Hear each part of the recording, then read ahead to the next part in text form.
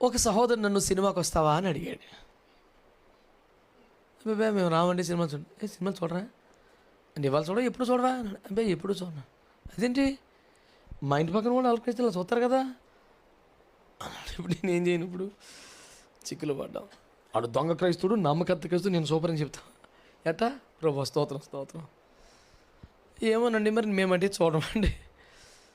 ఆడు ఒకపాట అవునండి ఆడు క్రైస్తవుడే ఆడు చూస్తాడు కదా అంటాడు. బ్రహ్మ ఇప్పుడు నేనేం చెప్పను, ప్రభా నేను చిక్కులో పడ్డాను ప్రభు, నన్ను వదలతలేదు తండ్రి, నన్ను ఎలాగైనా నువ్వే బయటపడి ప్రభు అని ప్రార్థన చేసుకుంటుంటే స్వామి అయ్యప్ప మాలేసుకున్న సహోదరుడు ఒక రోడ్డు నడుచుకుని వెళ్తున్నాడు. అతడు హిందీవేనా అన్నాడా, అమ్మ హిందీవా అన్నాడు సీరియస్. మరి అతను చెప్పులు వేసుకోలేదు, నువ్వు వేసుకున్నావు ఏంటి అన్నాను. అంటే అతడు మాలేసుకున్నాడు. అంటే అతను వ్రతం,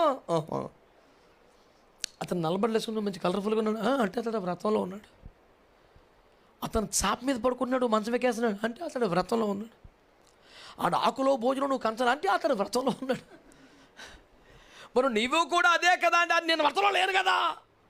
సరిగ్గా ఆడు క్రైస్తవుడే, నేను క్రైస్తవుడే. ఆడికి ఏ వ్రతం ఉండదో, నేను కొంచెం వ్రతం. మీకు అలాగ ఉంటుంది ఏంటి అన్నాడు. కాదు నాన్న మీకు 40 రోజులు ఉంటుంది, మాకు పర్మనెంట్గా ఉంటుందిరా బాబు. 2-3 ఆమె అని చెప్పినది హ్యాపీగా ఉన్నాను నేను. దేవునికి స్తోత్రం కలుగునగా. ఇలాగ జీవితాంతం వ్రతం అన్న బోధన తట్టుకోలేక మనోళ్ళు మొదలుపెట్టారు 40 రోజులు ఈ మధ్య. ఏ సుమాల గోపలు వాసిపోతే పనికి మళ్ళీ పోతాను ఎట్రా మాట్లాడేది. అదేంటది అనయా, జీవితాంతం ఇది ఎక్కడ సావనియా, నేను కూడా 40 రోజులు ఉంటానని. 40 రోజులు నిష్ఠగా ప్రార్థన చేస్తానని నీస్తున్నావు అచ్చే ముగ్గెట్ను మొక్కట్టుకోను 41వ రోజు నుంచి చెలరైపోతాను. ఇంకా నాగార్జున సాగర్ మొత్తం 60 గేట్లు ఎత్తేసినట్టే. 28 ఎన్ని గేట్లు అయ్యి 26 మొత్తం ఎత్తేసినట్టే కలబడిపోతారు వెళ్ళి. ఆ రోజు చికెను మటను ఫిష్ ఇదంతా పనికి మాలిన అడ్డగోలు పిచ్చి పిచ్చి భక్తి. ఒక వ్రతం తీసుకోవాలి నువ్వు. ఆమేన్. ఇది ఆజ్ఞ కాదు, మళ్ళీ చెప్తున్నాను, ఇలా చెయ్యాల్సిందేనని నీ పేక మీద ఎవడు కూర్చోలేదు. మీలో మీరే సొంతంగా నేను దేవుని కోసం కాస్త ప్రత్యేకంగా ఉండాలని ఆశ కలిగితే, ఆమేన్, నీ కొరకు నేను ప్రత్యేకముగా జీవించే అభిషేకము నిమ్ము.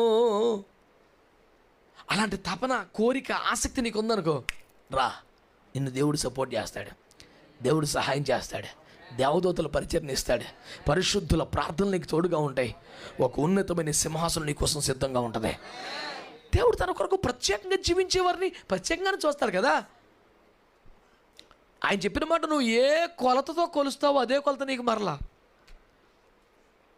ఎలాంటి మొహమాటం లేకుండా తేటగా చెప్పేశాడు, నువ్వు కొలిసిన కొలత నీకు వస్తుంది. మళ్ళీని ఈ మాత్రం చాలే, టూ మచ్గా చేయకూడదు, ప్రతిదానికి లిమిట్ ఉండాలి అనే రకం కదా. నువ్వు నీకు ఇచ్చే ఆశీర్వాదాలు కూడా అదే కొలత. ఇడికి అన్ని ఇడికి ఇచ్చేటివి ఎందుకు, చాలే ఆ మాత్రం చాలు, ఇడికి సరిపెడతాడు ఖచ్చితంగా.